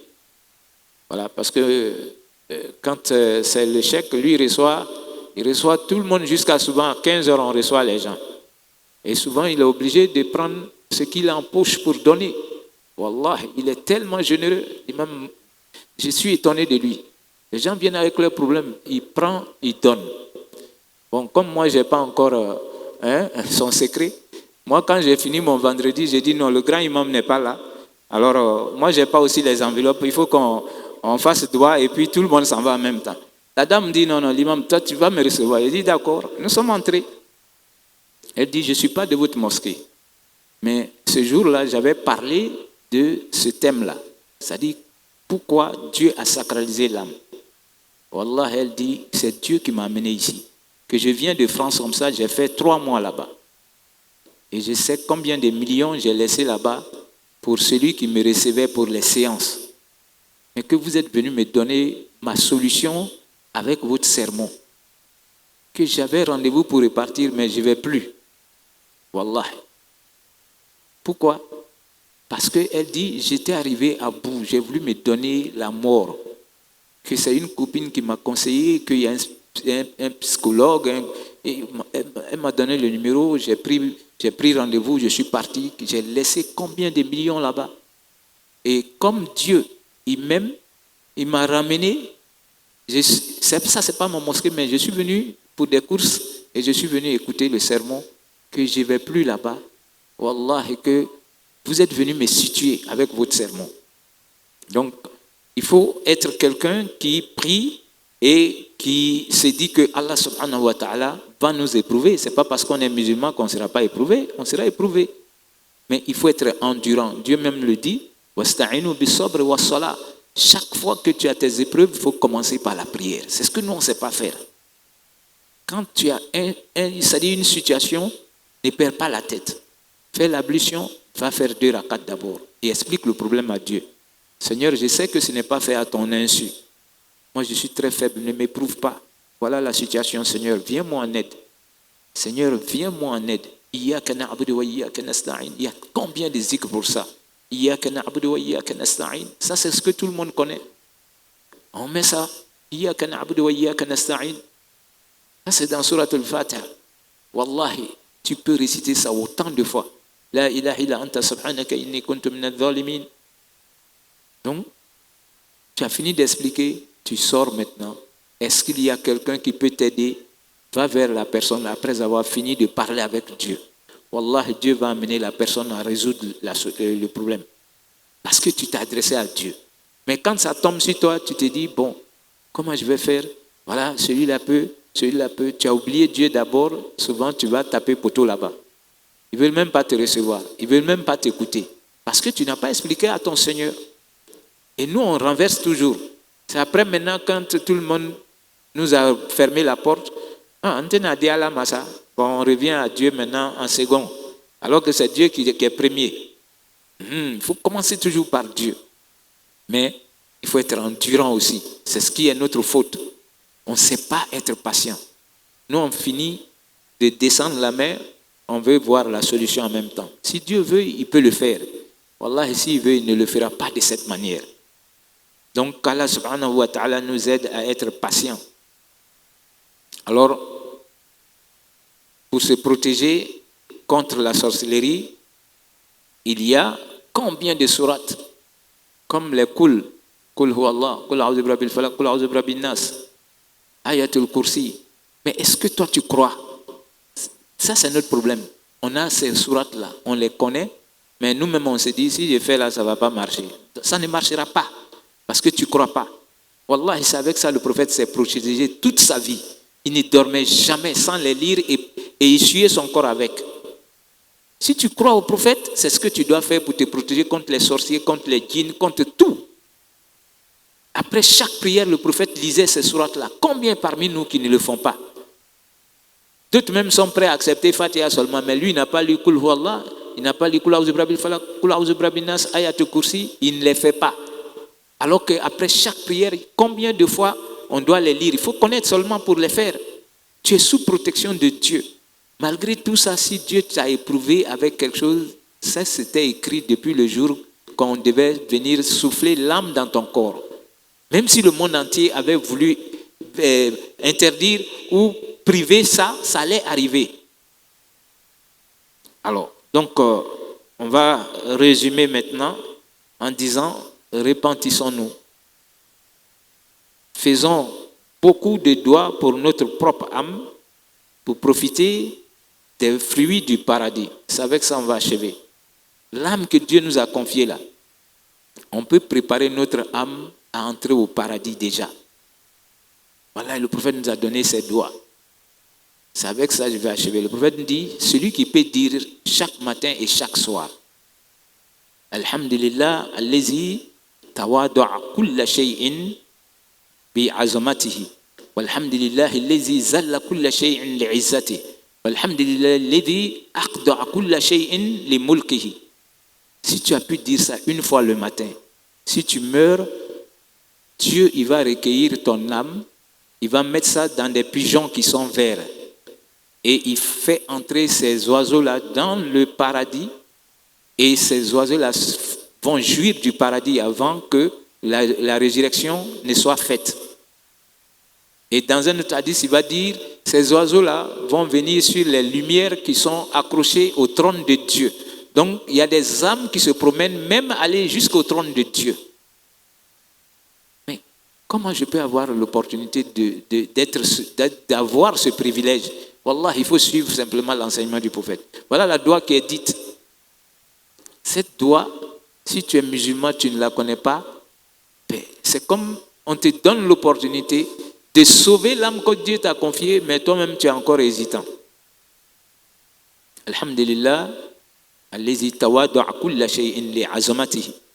Louange à Dieu qui a rabaissé toutes choses pour sa grandeur. Walhamdulillah, allazi zalla kulla shay'in li izzatihi. Louange à Dieu qui a amoindri toutes choses pour sa puissance. Walhamdulillah, allazi aqda'a kulla shay'in li mulkihi. Louange à Dieu qui a assujetti toutes choses pour sa souveraineté. La doua est tellement simple, mais ça prépare ton âme à être parmi les âmes que Dieu a honorées qui vont entrer au paradis. Donc, que Allah ait pitié de nous, qu'il nous pardonne nos péchés. Alors, biwajuli tumbe ni ta hormaya leka. Voilà. Ni ta hormaya oba irana kafo ni be femi ala leka dan ala kelimpe lebe ni suguyalon. Ala kelimpe lebe ni suguyalon motalon.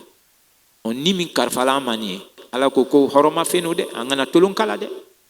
Menanga ni flebi mo be tolon kala de mo bu yere fa. Adama demba yere fa bi ko problème chez ala le kuna. Do beta ke olu torola bana bolo minga o yere be dotoro wuli kana pikiri doko la ko fa to abu ba fo ma letanazi salama ya ko ikana nin kede inni torola chugo chugo ibi sara ala la ala ni nyenema ya be here le nema hinena ikanto nyenema ya la ala ni ba lon ko ne kan nyenema ya ni toni tobina ke bana ni sege ni yere toroli ala nimna o ikam hinena ikan nimna salama bole fo wa ikana dimi ka tiɲɛli kɛ ka dɔ faga ko se b'i ye mɔgɔ bɛ nin bɛɛ kɛ bi ka dɔ faga ko a se b'i le i ma y'a faga ni muru ye murufa ye walama ka taa bi a ka su fɛ walama k'a ye ten dɔrɔn ko n bɛ s'a la mɔgɔ bɛ nin bɛɛ kɛ bi walama ka ni faga ko n ta le bɛ o bɛ mun ye ka muso kɔnɔ bɔ ka tigi yɛrɛ furumuso minɛ ka taa di dɔgɔtɔrɔw ma ko ka den bɔ mɔgɔ bɛ nin bɛɛ kɛ bi wallahi ala ko n'i ye ni faga ka sɔrɔ kun t'a la ale b'i do jahanama i tɛ bɔ a bɛ ban fana ni ale ala bi a bɛ dimi kɔrɔ n'ala dimini kɔrɔ a bɛ mun kɛ ko a b'i danga n'a y'i danga a ko lanjaba min bila nin bɛ jahanama kɔnɔ k'i kɔnɔ k'o ka bon n'a bɛɛ ye subhanallah o tuma ni min kɛrɛfɛla an ma nin ye ala bɛ fɛ ko an k'a lataga wa a bɛ lataga ni mun ye i bɛ kuranna kalan caman i bɛ kɛ yɔrɔ la ala k'u ye yɔrɔ min na yɔrɔ minnu ka di ala ye i ye kɛ yen yɔrɔ minnu man di ala ye i mabɔ olu la ye mɔgɔw k'i jɛɲɔgɔn ye minnu ni le ka ala ko bɛ kelen ye minnu bɛ ala fɛ n'i y'olu k'i jɛɲɔgɔn ye i ni bɛ lataga mɔgɔ minnu bɛ siran ala ɲɛ i ye taa baro kɛ olu fɛ i ye to ka taa bɔ kaburu la wallahi mɔgɔ mɔgɔ ni hakili b'i la ni tagala kaburu la ka segin kɔ a bɛ yɛrɛmajigi don i la a b'a to i b'a lɔn ko diɲɛ nin tɛ so ye an nana wagatinin fitinin de kɛ yan an bɛna taga lon dɔ adamaden i ye la k'a fɔ cila sallallahu alayhi wa sallam ale tun bɛ ni nin lataga hali n'i bɛna bɔ i ka bon kɔnɔ fɛn min bɛ n'i sɔrɔ kɛnɛma i t'o lɔn ele tɛ ko dɔgɔnin lɔn o kosɔn ni cila tun bɛ bɔ a ka bon kɔnɔ wagati wagati a b'a ni kalifa ala ma bisimilahi tawakkaltu ala Allah la hawla wala quwwata illa billah cila ko n'i ye nin fɔ ka bɔ ala b'i ni lataga i bɛ bɔ ala ka sutura kɔnɔ ka si ko kana don bon kelen o kɔnɔ ni ala ka sutura ye foyi tɛ s'i ma ni latagani de bɛ nin ye donc an bɛɛ le ka kan k'an ni kɔrɔsi ni cila tun b'i la su fɛ a bɛ ni kalifa ala ma a b'a fɔ bisimika rabbi wada'tu jambi ko ala ne bɛ n la ni e Alahu Ta'ala tɔgɔ ye ani ka lataga kɔnɔ ala n'i bɛna ne ni minɛ su in na ba dali fɛ i ka hinɛ n na i ka hinɛ ni la ala n'i bɛna hinɛ n na tuguni ka ni lase komi n ka wuli ka ɲɛnɛmaya kɛ ala ye cilasimɔgɔw ni lataga cogo min na k'a kɛ mɔgɔ si tɛ se ka foyi k'u la i ye ne ni kɛ o groupe la i ye ni lataga y'u bɛ cilaw ta lataga cogo min na wallahi nin duwawu bɛɛ b'anw ka diinɛ le kɔnɔ an t'a fɔ an yɛrɛ t'a ɲɛɲini mɔgɔ min bɛ nin fɔ k'i la su fɛ ani ile min ma nin fɔ k'a la su fɛ a fila tɛ kelen ye sɔrɔ a ye wuli wagati dɛ k'a la surunya o de bɛ sani b'i la su fɛ i b'a fɔ bisimila cila ko n'i ye nin fɔ ala bɛ mɛlɛkɛ dɔ bila a b'i kɔrɔsi fo ka tigi kunu mɛ n'i kununa don n'i kununa i tɛ lataga kɔnɔ tuguni dɛ f'i ye lataga ko le ɲini duwawu cogoya min fɔla nin ye nin b'a kɛ ni n sala ala ye hinɛ na ni n kununa i ye n to i ka lataga kɔnɔ i bɛ cilaw lataga cogo min na donc mɔgɔ min ka bisimila dɔrɔn pe fɔ k'i la a fila tɛ kelen ye dɛ fo mɔgɔ bɛ nin bɛɛ le ɲalɔn ni latagani la mɔgɔ dɔw bɛ yen olu bɛ to diɲɛ kɔnɔ k'u ni préparer ni bɛna taga don yɔrɔ min na e ma se yen ba i fasikolo bɛ kaburu kɔnɔ yan mɛ cila ko n'i sera k'a fɔ lon a kɛra sɔgɔma a kɛra wula fɛ i hakili tola duwawu na alhamdulillah o le bɛ k'ala tando nin ka di ala ye fo ka tɛmɛ alhamdulillah allazi tawadu'a kulla shay'in les azamati ko ala tando bi ele mi fembe doroya ika bonya koson ni ala ka bonya fle iba ye fembe ka doro akro walhamdulillah alladhi dhalla kull shay'in li'izzati ko ala a ele mi fembe fanani ka lanfoya ka doroya ika setigiya koson walhamdulillah alladhi aqda kull shay'in li mulkihi kutanobe masaya fanani masami aka masaya koson aye fembe la doroya ka be lanfoya nu makan ka dogo an nyene me cila ko ni ka fo so ma chien kelen ka fo wula fe chien kelen ni sala ala bile ni ta ka do kono do le kono aye aljine daga o kono ye o kono be yala ka aljine o ba jimi ka asman do donso ku be tra fo ala ka l'archila noro do be o lu be le yo lampan yo lumière ko lu denbe l'archila kono nu be tigi sigola subhanallah o le ba yira ko adamandum be dugukolo koka wallahi ante klenye ala fe de ci la se mo nanu te daraja kelena nabi nyuma nanu te daraja kelena wa ala teri u bebe se ka do teriya wala do usuya nu le be mo do ala teriya la on ni sila kanin long tuma do mabriti bulu i yere be loanzele la sadi i dominico banimbe o kana ki nyene lebuye ci la yere tumbe tele mabri makabulu direki shaman tunte ci la bulu wallahi abe tere flani tere saba ka te dominique mais avec a fem nu foni ja nyenema ya berebere le be kiyamata nyenema ya nimbe le yo annana ala bana jarabini ni ka ni dama amina mungena ni mo bo le kala tolonge fembi parce que limene ya ti asababu bale beni limene ya doyala on mo do nyene ko lu talebu yere min ko dia boke chere ni chegbana be ta nyon furubi aka ke do na o ma bo ko fa be bo kenema na bola kenema anga kan ka kunchi de ambo fode antena supporter nya suguma ha unana kanika fo homosexuel ak ibe ko o fenge ko oh bon i waren foreign be olu fanan ko wombi ni mo min lona wombi ya ma i chema ni musulman ala ki kunchi parce que te adama den do ible aha donc ambay ayira kafo wallahi ala kana anga den la jarabinayi ala kana yere la jarabinayi wani mo bala fanani ele kana fo kafrilo abedo jahannama ya ala dalatigi parce que malo abina la banchugo mi ele mi yere tala ele yere mi yere la banchugo fanan long donc ni mo bala ke ni ba long be duwa ukaye wallahi ne kam mo do long o tumbala anana tubi alebe banka mo nabi ko jogodo nayi ko ne kaninke nga ke kafala me finte ay bola wallahi ali reba foko abele yo drogi be nyamma mo be drogi mi iba nyininga ali reba foko amman me atse kabla oni ma drogi ta famu minu be secret mi abe chela be musola bi abi dogo kami o be mo be malo ya ire so do ba mi so ire no ka secret mi dia soro fe njugu matimula abi pake ban mais il ba fo nyene ko imalon avec i poumon tien aba ko fo na ka do ko nyede donc nous ta baran betele minu bala sitana bala chinya unyakoro sitana li ba fo nyene ko fuite se kalmbo donc albisa ala yahna ambela ala ta'ansu aljina lanksi jahannama subhanakallahumma wa bihamdik نشهد أن لا إله إلا أنت نستغفرك ونتوب إليك سبحان ربك رب العزة عما يصفون وسلام على المرسلين والحمد لله رب العالمين